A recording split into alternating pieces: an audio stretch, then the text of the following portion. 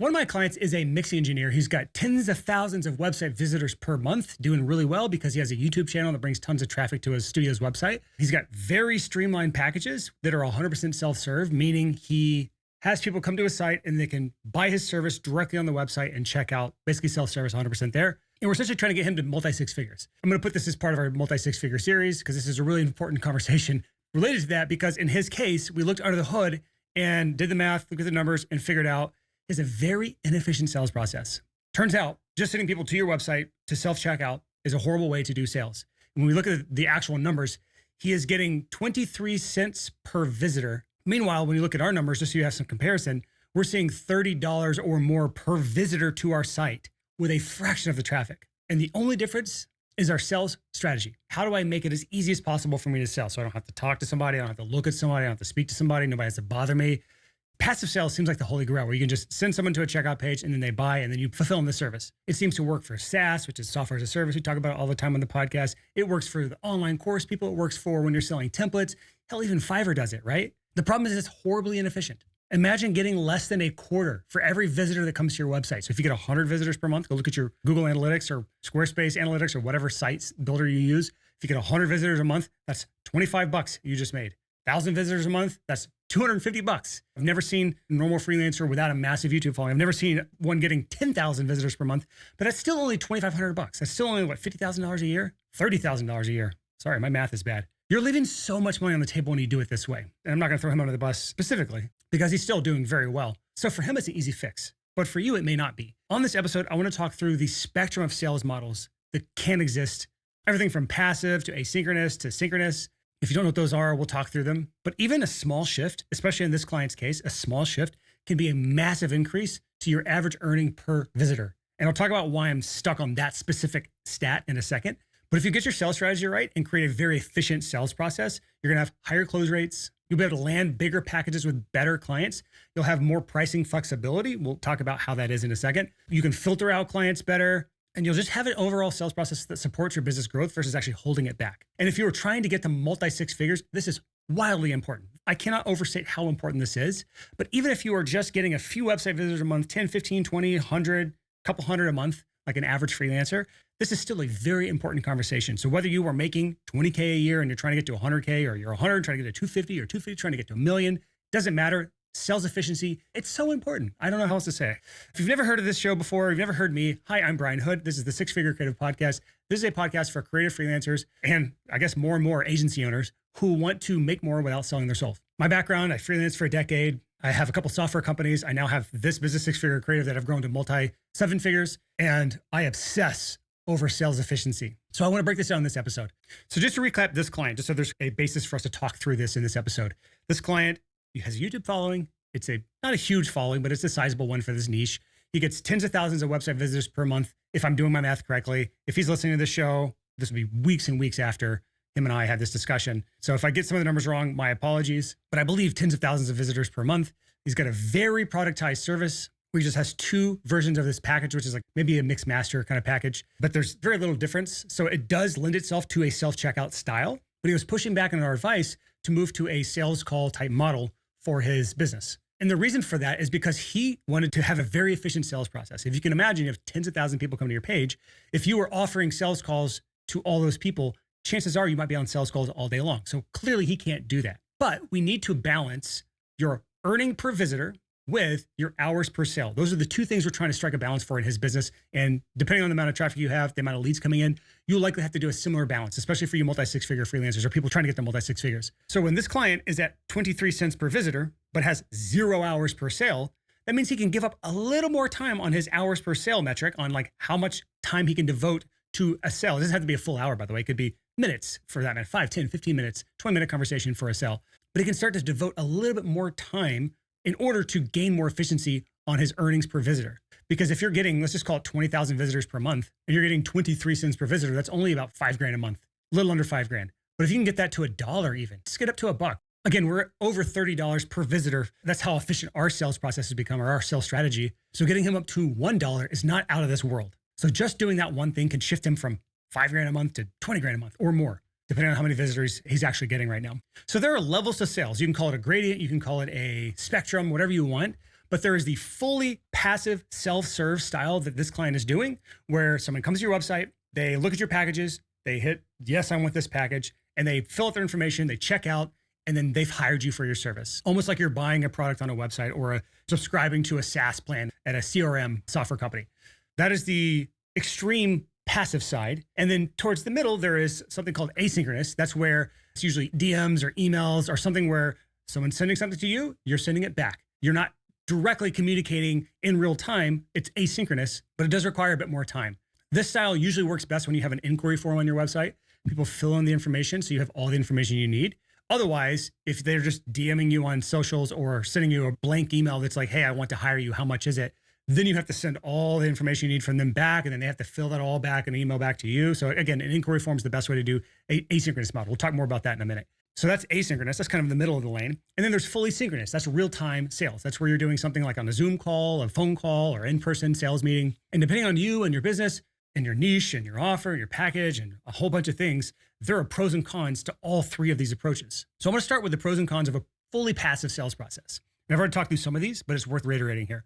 The pros are this: low to no hours per sale. Again, it can be great if you had tons and tons of demand for your service where you only have people come to your site and check out. It's also very convenient for certain buyer types.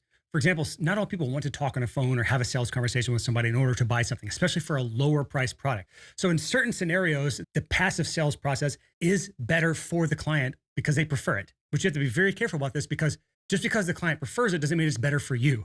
So that's where we get to the cons of this. The first con is very, very inefficient. I already talked about this. It's very inefficient, especially for service-based businesses. You're going to have very low conversion rates overall.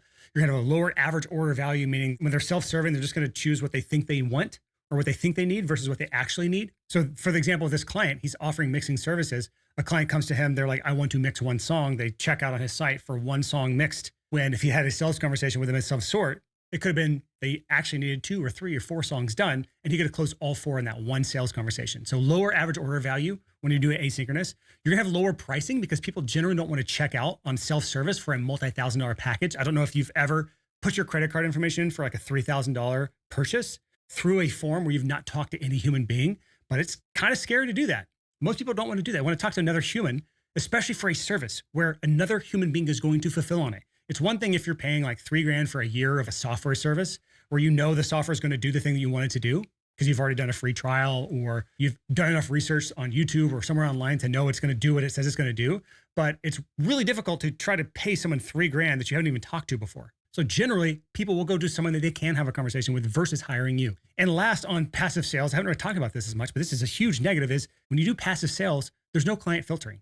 So whoever buys, you have to fulfill on, or you have to refund them if you don't want to fulfill on it, which is not good for either of you. And it's not fun for them either. And one more that I actually just thought through is with a self-serve checkout, you have to have public pricing. And I've talked about public pricing on this podcast before. It's been a while since I've gotten on this soapbox, but I hate public pricing for freelancers for a bunch of reasons.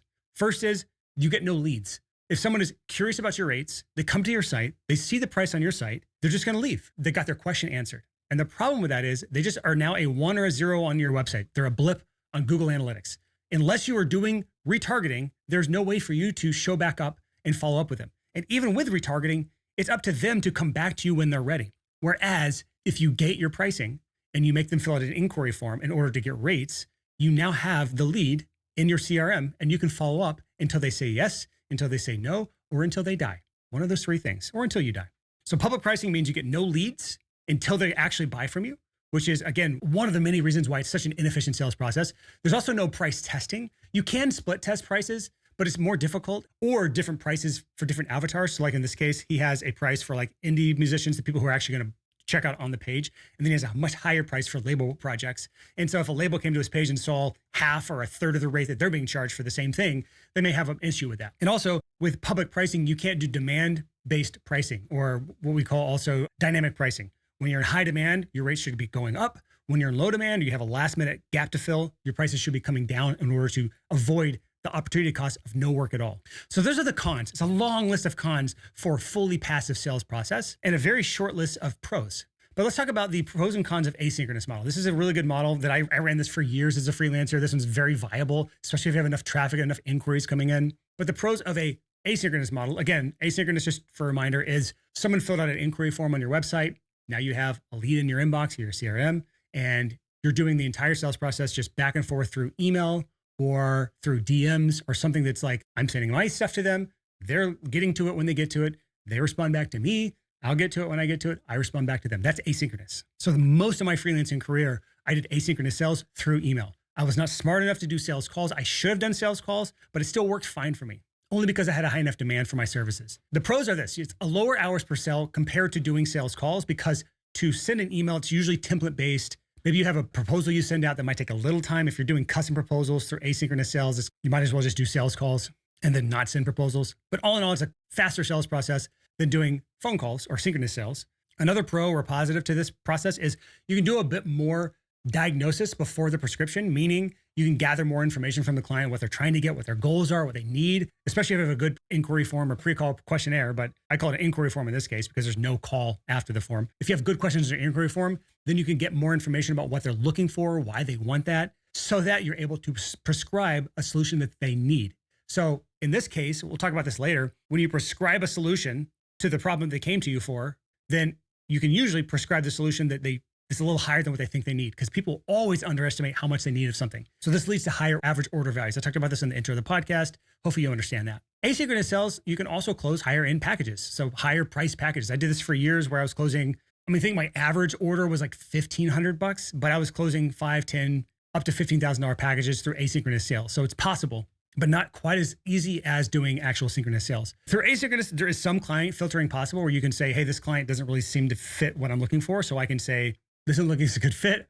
I'm going to send you some other freelancers or some other studios, some other mix engineers or some other web designers, whatever your service is, in order to make sure you're served. But I don't think I'm the right fit for this because I do X, Y, and Z type projects.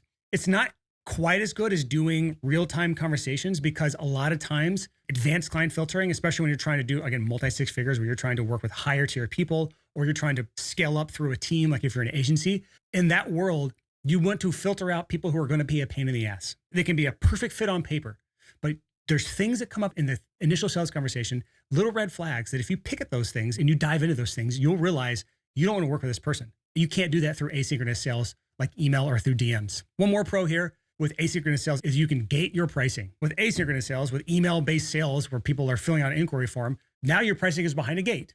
So you can gather the leads, you can follow up with those people until they say yes or until they say no or until one of you dies. You can test rates, meaning I'm going to charge $600 a song for this specific client. I'm getting a lot of yeses now. I feel good. Let's test $700 a song, see if we can start getting that, right? And then finally, you can implement dynamic pricing. I was doing dynamic pricing through asynchronous sales throughout my career as a freelancer, and it worked really well, where if I had a gap in my schedule, maybe a band or somebody canceled on my calendar, I could then fill up that spot at a lower rate, especially because I had non-refundable deposits. So that gap was already paid 40% by that client's deposit being lost. So now I could do a lower rate to fill that gap and still come out ahead. But also, when people try to book way in advance, I would still have really high rates. So the highest possible rate you could pay would be further out in advance. And the lowest rate you could usually pay is something last minute where you're trying to fill a gap in my schedule. So those are the pros. It's a pretty good list of pros. But let's talk about some of the cons of asynchronous sales. It's still very inefficient compared to sales calls. My close rate for this was around 20% compared to synchronous sales, which you should be closer to 50% or more, unless you're doing paid traffic. If you're doing paid traffic, a lot of paid traffic, asynchronous sales, you're lucky to close 5%. Synchronous sales, you'll be closer to 20, 30, up to 40% for cold, depending on how good you are at sales. And through async, it's still easy for a bad fit client to slip through. So you can't filter quite as well as you can through synchronous sales. And so some bad fit clients are still going to filter through because you weren't able to dig into things more. So that's the pros and cons of the asynchronous model. Now let's talk about the pros and cons of the sales call model, which is what I do in my company. It's what I recommend you do in yours, unless you have tons and tons of traffic, which I'll talk about a solution for what we did with this client. The pros of sales calls, which is the synchronous model. You're actually in sync with the person, real time, talking to them about their project. The pros are you can command higher rates. It's just easier to get higher rates when you're talking to people one-on-one, the high touch. People feel understood. You're going to have a higher average annual client value or higher average order value, whatever you want to call it, where you can do upsells, you can do cross sells, you can sell more of the same thing much more easily in a real-time conversation. You will have higher close rates through sales calls unless you're really bad at it. You'll have better client filtering, and then you can gate your pricing. Again, a lot of the same pros here, but the negatives for sales calls are this: more hours per sale. So if you close at 50% and it takes an hour for each call, it's 2 hours to get one client. So that's 2 hours per sale. The other con is it can be more inconvenient for certain clients. So if you work with a really young demographic, or you have a very low project value and you're trying to talk to people who are really high up, where they're high earners or B2B space, but you're a small cog in a big machine, that can lend itself better to an asynchronous model. For example, if you're a graphic designer and you're making just basic designs for social media graphics or something simple, it may be difficult for you to get the founder of a $2 million a year company on a call with you to talk through that project. Again, that's not the best example, but you see what I mean. It's like at a certain level, the discrepancy between the person you're trying to get and the time they value versus the amount of money that's at stake for this project, it just doesn't make sense to get on a call. I guess a better example of that is I had a video editor who was doing a test project for me. It was like a $50 test project or something, and wanted to get on a call. And I was just like, no, I don't want to get on a call. I'm sorry, this is a $50 test project. I'm not getting on a call with you. So what do we do with this client? Again, this client has tens of thousands of visitors per month. So clearly he can't get on a call with every single person.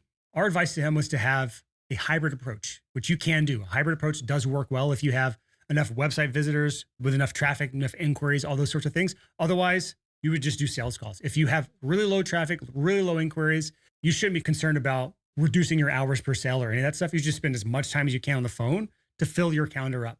But once your calendar is full and you have demand on people trying to talk to you about projects, then we need to start tipping the scales the other way. And that's where we implement a hybrid approach. Something that implements probably not self-serve unless you have a really low intro kind of package, which rarely works. Most people don't know how to do that properly. So it would be a blend of gated pricing. So you have an inquiry form where if you're smart and you set this up correctly, you can have logic in the form where if they answer questions a certain way, it goes to your sales calendar to where you actually have conversations with the best fit people. So higher end people or bigger projects, go to the sales calendar to book a sales call with you. And lower fit projects or yellow light leads go to a thank you page. It says, thanks, I got your information. I'll be in touch. Do you deal with it through asynchronous methods, through email? Either way, before you talk to someone on a sales call or before you send them a price via email through asynchronous model, you have all the information you need through a pre-call questionnaire or an inquiry form. And you're able to decide with what you want to do. If somebody slipped through and got on your sales calendar that wasn't a great fit, you can say, hey, I've canceled a car because it doesn't look like we need to really chat about much. I wanted to give you some pricing and some information, some next steps. If you want to move forward, let me know. And I'm happy to send you an invoice or whatever. On the flip side, if someone slipped through and went to your inquiry form and didn't get on your calendar, but they're actually a potentially great fit lead, you can then just say, hey, great, I looked over everything. Looks like this would be a great fit. I have a few questions for you. You can click here to get to my calendar to book a time that makes sense for you so we can chat about your project. So you can get those asynchronous leads onto your synchronous sales calendar, and you can get those synchronous sales calls that shouldn't be there off your calendar and just go to asynchronous sales. That to me is the perfect fit approach. It takes some tweaking because, again, the questions on your pre-call questionnaire really matter. The logic stuff matters to make sure you set that up correctly so that bad fits are not getting on your sales calendar. Good fits are not going to your inbox. But this is a relatively small change that makes a massive difference. Again, think about it. If you go from 25 cents per website visitor to $1 or $2 or $5 per website visitor, that is a massive increase. 25 cents to $2.50 per visitor is a 10x increase on sales efficiency. And that's why I think it's a pretty good stat to keep track of when it comes to seeing how efficient your overall sales process is.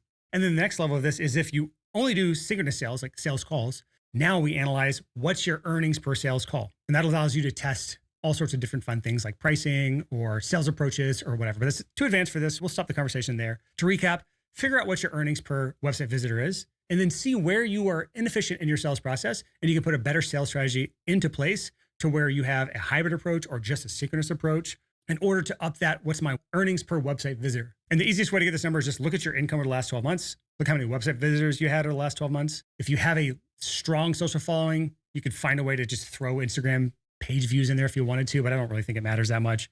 Keep it simple for yourself. If they're interested enough, they'll likely come to your website to look at your packages or look at your rates or look at your more about you or whatever you have. But that's all I got for you. So if you want us to help you set this up for your business, you can go to sixfigurecreative.com/coaching. We will look at your business. We will come up with a plan to overhaul your entire business or whatever's broken in your business. We will pitch that plan to you. And if you love the plan, we can move forward for coaching, and it's a month-to-month, cancel anytime. If you hate the plan, you can reject it. We part ways. You owe us nothing. I would say we'll part ways as friends per se, but we will part ways and you will be out nothing. That's the best way of saying it. We put a lot of work into these plans, and if we can't make it work, then we're sad always. But again, sixfigurecreative.com/coaching. Fill out that application there and we'll be in touch. That's all I got for you this week on the Six Figure Creative Podcast. Peace.